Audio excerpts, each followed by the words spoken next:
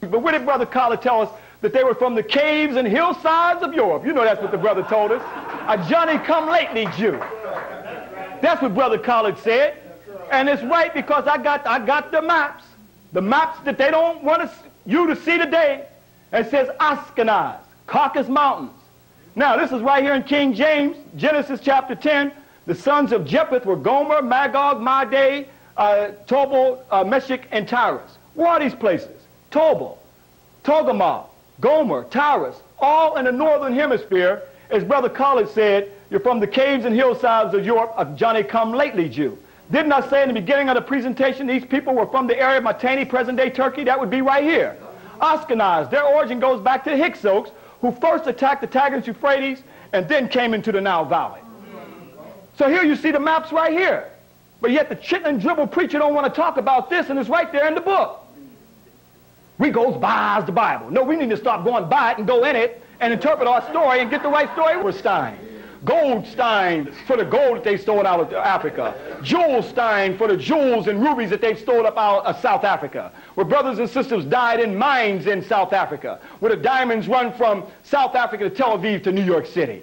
Got the Oppenheimers and the Gebeers. They have set up the gold mines and the diamond mines right there in South Africa. The fact that we may find out who we are and our story means that they cannot exploit us out of our minds. That's why they jump up every minute, anti-Semite, anti-Semite, anti-Semite, knowing that you're getting back to your story now.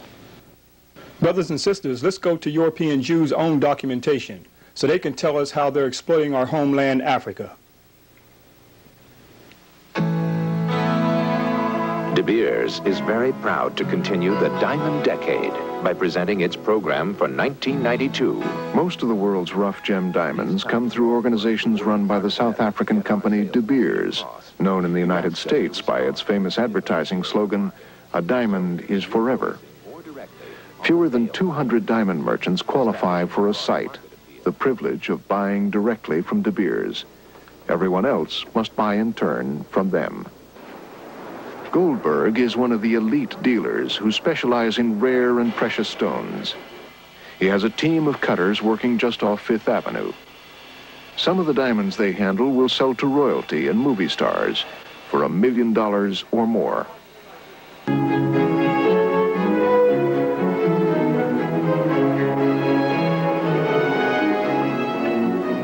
On a hill in Johannesburg, South Africa, is the private estate of the family that controls the diamond empire. These are the Oppenheimers.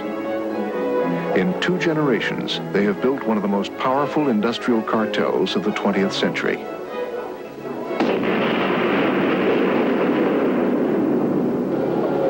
The diamond mines of southern Africa are the heart of the diamond empire. De Beers bought out almost every other large mine in South Africa. But shortly before the First World War, diamonds were found over the border to the north in German Southwest Africa. A young German-born diamond dealer in South Africa went there to investigate. His name was Ernest Oppenheimer. Ernest Oppenheimer, in 1914, 2 months before the outbreak of war, went there to survey the territory and came back with a report that was mind-boggling and subsequently hidden from the public.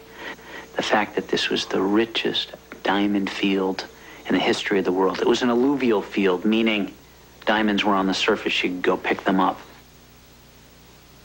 And in fact, they put what they termed back then natives, black natives, each put a tin can around their neck, and they line them up, and they get on their hands and knees, and they just pink, pink, pink, put the diamonds into the tin cans as they walked on their hands and knees. This is how rich the fields were. Those that had diamonds, I took them as prisoners. I interrogated them, got information from them. I kept them as long as I wanted, week to week, some of them months, and released them when I wanted. There was beatings, there was punishments without food. We did everything we could to extort the information from them.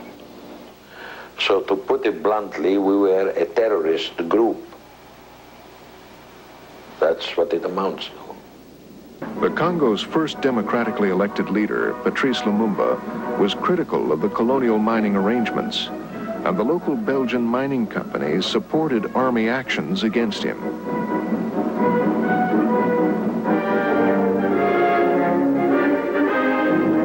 A new chapter begins in the dark and tragic history of the Congo with The coup against the leftist leader was backed by the CIA, and it ended in Lumumba's murder. Colonel Mobutu, taken to Mobutu's headquarters, passed Mobutu Sese Seko emerged as the dictator of what became Zaire. Maurice Templesman is an independent diamond dealer and a key intermediary for De Beers.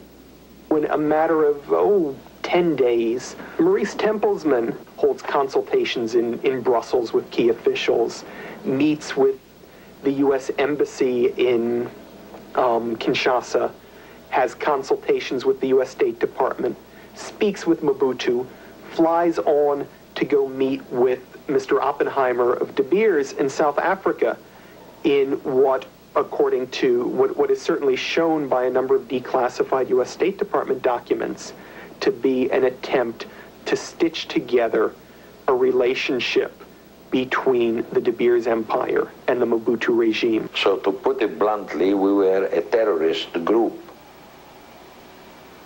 That's what it amounts to. They're marking off your jewels out all over the world, so you got to watch the diamonds that's on your hand now. They're exploiting us out of our mind. That's why they don't want us to know our story. That's why they still want to keep us suppressed and keep the self-hate and genetic library locked up. Because once we know who we are, how can they continue to exploit us out of our mind?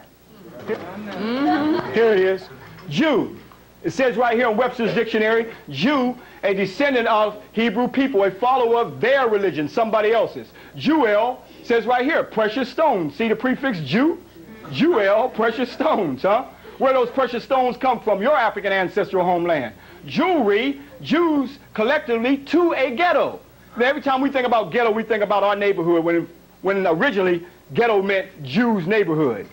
So here you see here an Ashkenazi European Jew here with the lock of hair. This lock of hair was taken from your African ancestral's concept of a rites of initiation into manhood with the Horus lock right here. That's why they don't want you to know your story. And now they're going to put a story out there called Stargate, who came from the Gnostics, and the Gnostics were the knowers of the truth. They understood where the concept of spirituality came from. It came from African people of the Nile Valley. And they murdered him because he went up against the freak nature of these people. In fact, this is an old coin of what he looked like in 705 AD. So I'm saying the historical Jesus lived, but the mythology of his life goes all the way back into Africa during 4,100 years BC with Aset, Asaru, and Haru that you know as Isis, Osiris, and Horus. This is the coin of Jesus with hair like lamb's wool. Yeah, it is. Just like it says in Revelations chapter 1, verse 12 through 16. And it says that he will speak with a sharp two-edged sword. When you teach the truth, it'll be like a sharp two-edged sword to your enemy. But if at the age of 12, where do you think he came into? He came into Africa to be learned. That's right. To study right there. You thought he was there to picking berries? But he came into Africa and he was taught by the Grand Master teachers. The transmigration of the soul. The transmigration of the soul that Freud took and called psychology. That's why on Freud's desk you see nothing but African artifacts, because he was studying the transmigration of the soul that he called psychology. Only one part of it he didn't get right, and that's that freak nature that he put out there by saying it's all right for a man to be with a man and a woman with a woman. We didn't have that in the transmigration of the soul, because the transmigration of the soul, you had to be in tune with your feelings, your intuitive nature, your thinking, and your sensitive. Your conscious mind, your subconscious, your psychic, your collective consciousness to bring out your God state. Your left brain and your right brain, everything operates on opposites, masculine and feminine. Also, we see without the left brain and the right brain, you cannot have thinking. Here we have the past and the future. The present is what gives us time. Past, present, and future. Laws of opposites in the universe. Once you open up your pineal gland, you transcend time and space. And the man and woman on earth represented the God and the goddess. Although man is physically and woman are physically separate, they are spiritually one. That's what That's what our ancestors taught in the temple, and that's why I went back to Kemet with my queen and my wife, MAA'TI, the most sacred place